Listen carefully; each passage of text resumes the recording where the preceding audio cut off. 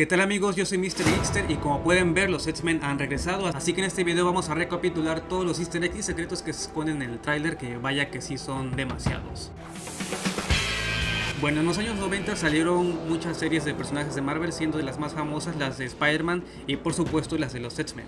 Así que antes de entrar en el análisis vamos a recapitular un poco para entrar en contexto. Bien, la serie de los 90 acaba con Charles casi muriendo después de un intento de asesinato, para lo cual Lilandra, la emperatriz del Imperio Shi'ar e interés amoroso del profesor, llega y se lleva a Charles al espacio para curarlo. Para esto hacen de conocimiento público que el Charles Xavier ha muerto, así que eso concientiza de alguna manera la tolerancia con los mutantes. Es en este punto donde comienza la serie de X-Men 97, salida en 2024, la cual se sitúa un año después, en donde Magneto aparece con el testamento de Charles diciendo que al parecer él, según la última voluntad del profesor, será el nuevo líder de los X-Men.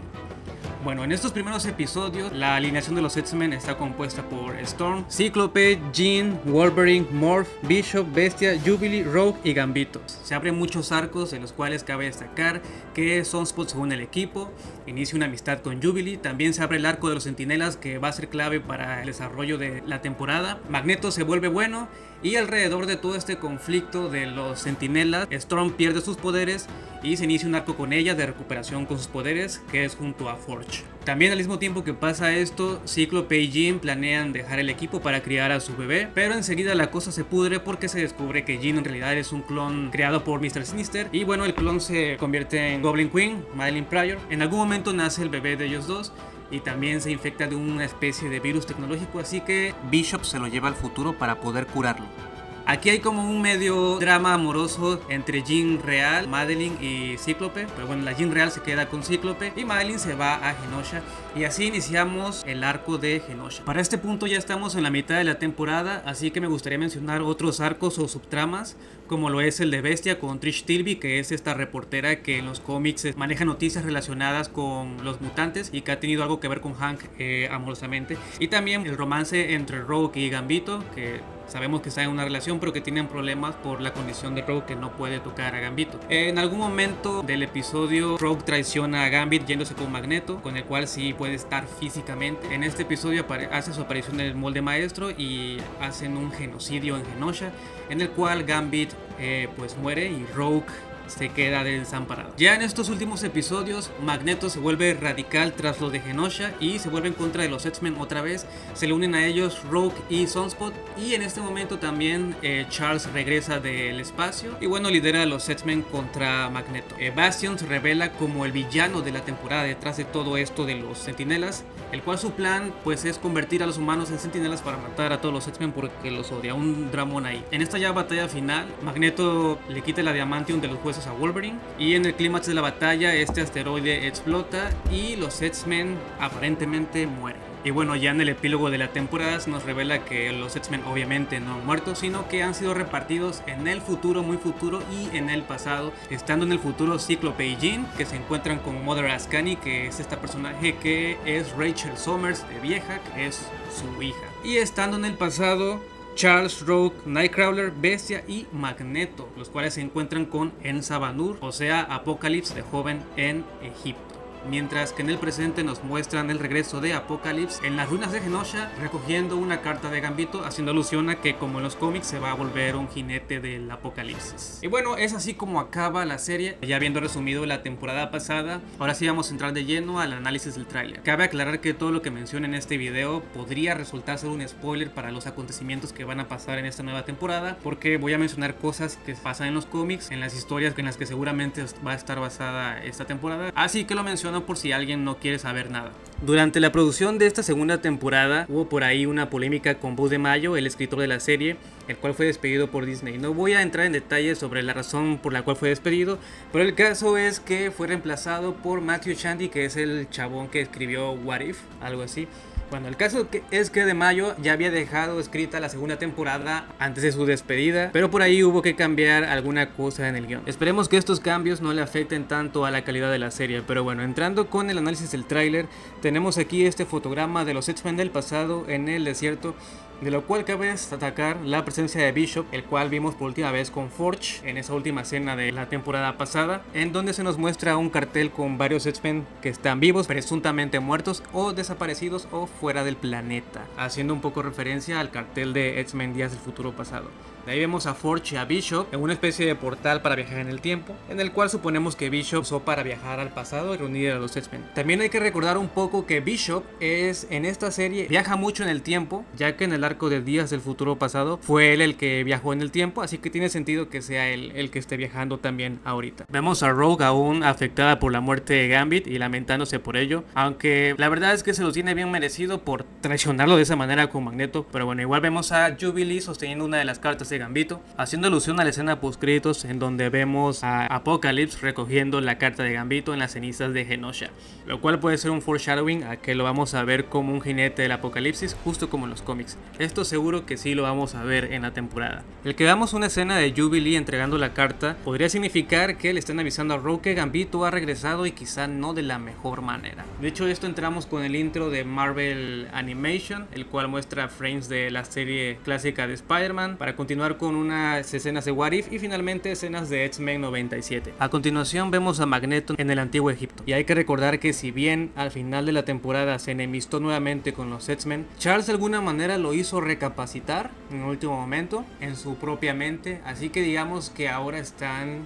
en paz y son aliados. Y lo vemos con un atuendo directamente sacado del cómic God Love, Man Kills, en el cual Magneto hace equipo de hecho con los X-Men, y el cual muchos recordarán por ser también el cómic base de la película de X-Men 2, en donde Magneto y Mystique se alían con los X-Men. Vemos al equipo entrar en una especie de templo en el antiguo Egipto, en donde hay cosas como del futuro, como estos robots, lo cual significa que van a estar adaptando en esos capítulos los cómics de Rise of the Apocalypse de los X-Men que se publicaron del 96 al 97. En estos cómics vemos a esta versión joven de Ensa Banur enfrentar a Ramatud. Ramatud es un villano viajero en el tiempo que por cierto es una versión de Kang, que también aparece en Quantumania, y por supuesto, como todo villano viajero en el tiempo, le ha reventado las pelotas a los Cuatro Fantásticos en más de una ocasión. Hay que recordar también que ya tuvimos una especie de versión de Kang en la serie de X-Men de los 90, en la temporada 4, en donde también aparece Apocalypse. Esta versión llamada Immortus es una especie de guardián de la línea temporal, y todo este asunto de alguna manera funciona también para hacer conexión con la saga del multiverso, pues recordemos que en la temporada pasada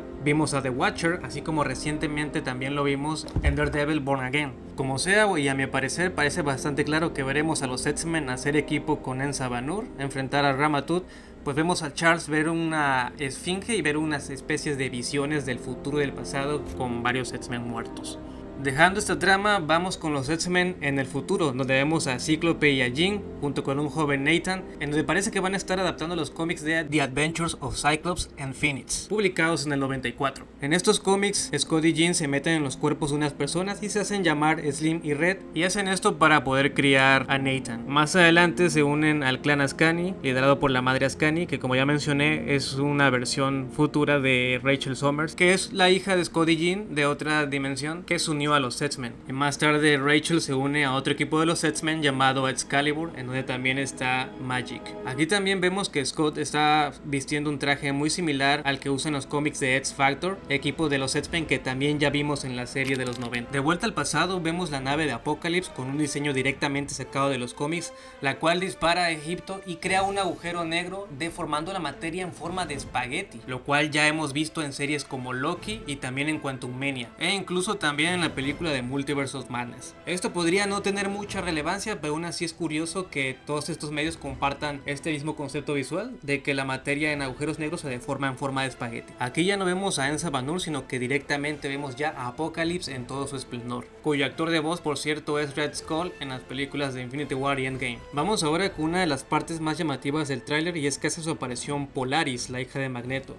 la cual ha tenido apariciones en muchos medios de X-Men y que tristemente nunca ha llegado a las películas, películas más que en la serie de The Gifted de Fox. Lorna junto con Havok, el hermano de Cíclope, fueron los segundos miembros en entrar a los X-Men después de la primera generación de los cómics. De hecho, en el mismo tráiler podemos ver fotos que hacen alusión a esto, donde vemos a Lorna junto con Jean y Storm, y también los vemos junto al equipo original de los X-Men. Lorna y Havok también han tenido su aparición en la serie de los 90, y también podemos ver en esta escena que al parecer ya están reconstruyendo la mansión de los X-Men. Tenemos ahora una escena en el Blackbeard en donde vemos a Morph junto con Wolverine, que ya para este punto parece estar recuperado, incluso podríamos decir que ya tiene su adamantium de vuelta. Pues recordemos que en la última escena, en los carteles de Forge, se ve que Wolverine lo marca como presuntamente muerto, así que no sabemos para este punto cómo fue que se recuperó. Vemos ahora a Jean y Scott portando los trajes de New X-Men, cómics escritos por Grant Morrison durante el año 2001 al año 2004 y que sirvieron como una especie de soft reboot a la par de que estuvieron al mismo tiempo que salieron las películas live action de Fox. En estos cómics de New X-Men ocurrieron eventos como la masacre de Genosha, que ya vimos adaptada en la temporada pasada, y también se introdujeron nuevos personajes adolescentes en la mansión de los X-Men que ya han tenido apariciones en la temporada pasada.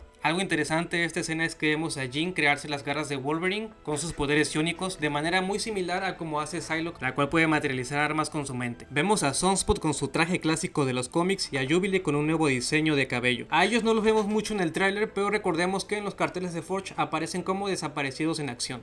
Vemos a Bishop y Nightcrawler peleando contra soldados seguramente de Ramatut. Tenemos otra escena del futuro donde vemos a Nathan, y la sorpresa aquí es que también vemos a Storm con su traje clásico de dorado con azul de los X-Men. Tenemos un vistazo a la masacre de Genosha, lo cual podría significar que podrían estar buscando revertir lo que pasó ese día, lo cual podría ser posible pues en esta temporada los X-Men están situados en varias partes del tiempo, así que podrían reescribir la línea borrando algunos acontecimientos o cambiando otros. Quién sabe si esto vaya a pasar, pues no yéndonos tan lejos, hay que recordar que Cable ya intentó parar esto en Genosha, pero era un acontecimiento absoluto, lo cual quiere decir que tiene que sí o sí ocurrir, como ya lo vimos de manera similar en el What If de Doctor Strange de esa primera temporada. Vemos más escenas de Cable en su versión joven y también tenemos un vistazo a Coloso, quien no estuvo presente en la temporada pasada, pero aquí está en las ruinas de una ciudad que podría ser el Genosha. Lo impactante ahora es que vemos un altar con los mutantes caídos en los cuales destaca Magik, la hermana de Colossus. Este acontecimiento en los cómics hace que Colossus, tras la muerte de su hermana, se una a Magneto como su acólito. De hecho, en esta misma escena vemos a Colossus con este atuendo cuyo diseño es similar al que llevan los cómics como acólito de Magneto. En el tráiler también vemos a Nightcrawler peleando contra Exodus. Este mutante ya tuvo un cameo en la temporada pasada en Genosha. En los cómics, Exodus es líder de los acólitos de Magneto y durante su ausencia toma el mando, así que todo apunta que veremos esto mismo pasar en la serie. En este punto del tráiler hace su aparición la villana Danger, que para quien no lo sepa y agárrense, es la encarnación del Cuarto del Peligro. Sí, así es como escucharon. La Sala del Peligro, al tener tecnología Sharp, en algún punto cobra conciencia y se convierte en un ser sentiente. Esto ocurre en los cómics de Astonishing X-Men de Josh Whedon del año 2004. En la temporada veremos que Danger crea unos sentinelas que van a atacar este edificio de X-Corp, que está sacado directamente de los cómics de House of X, esta época de los X-Men empoderados que es relativamente reciente en los cómics. Básicamente X-Corp es una empresa creada por los mutantes para venderle productos milagrosos a los humanos. Vemos más escenas de Cable y sus padres, y también vemos a Jubilee llorando, seguramente por algo malo que le habrá pasado a Sunspot, no sabemos qué. Vemos a Charles en una escena bastante rara que parece ser la dimensión Netso que utiliza Apocalypse en la temporada 4, en donde parece que también toma lugar la escena de las visiones que ya vimos anteriormente en el tráiler. De ahí tenemos una toma de estos jeroglíficos en donde los X-Men quedan inmortalizados junto a Ansa Banur por haberlo ayudado, supongo. Tenemos una escena de quienes parecen ser Polaris y Bishop junto a un T-Rex en lo que seguramente es Abashalan, que es esta reserva natural secreta en Antártida en donde hay dinosaurios y que por cierto nunca hemos visto adaptada en películas de Marvel.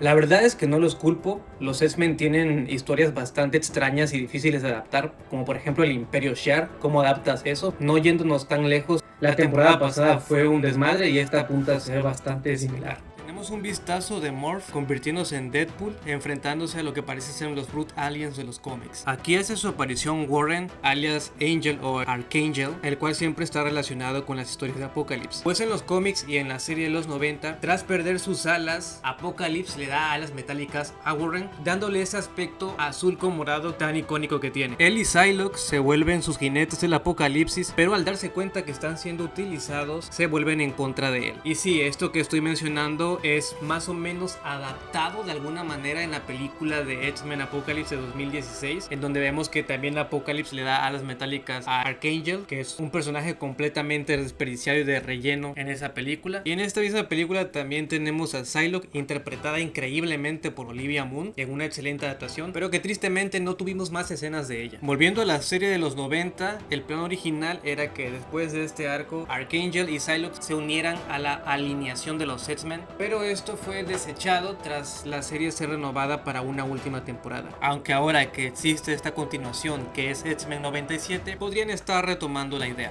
Ya cerrando el tráiler vemos a Rogue con su atuendo de la época de Morrison y también la vemos charlando con Nightcrawler. Recordemos que estos personajes están de alguna manera emparentados, pues Mystique crió a Rogue y a su vez Mystique es también la madre biológica de Nightcrawler, así que se podría decir que comparten algún tipo de hermandad. Notamos aquí que Nightcrawler tiene su traje de sacerdote detrás, pues recordemos que él es un hombre de fe, algo irónico debido a su aspecto. Tenemos una rápida escena en donde se ven varios mutantes, de los cuales quiero destacar a este que es Quentin Quire, un telépata de nivel Omega, el cual en los cómics hace un desmadre en la Mansión X, organizando una rebelión y declarando que Magneto tenía razón. Ya saben, este tipo de mutantes radicales. Estos mutantes aquí son Penance y Chamber, sacados de X Generation, y la del centro es su madre. Para la escena final tenemos esta reunión de varios de los personajes y también a Wolverine recreando la icónica portada del cómic Wolverine Volumen 1 de Frank Miller.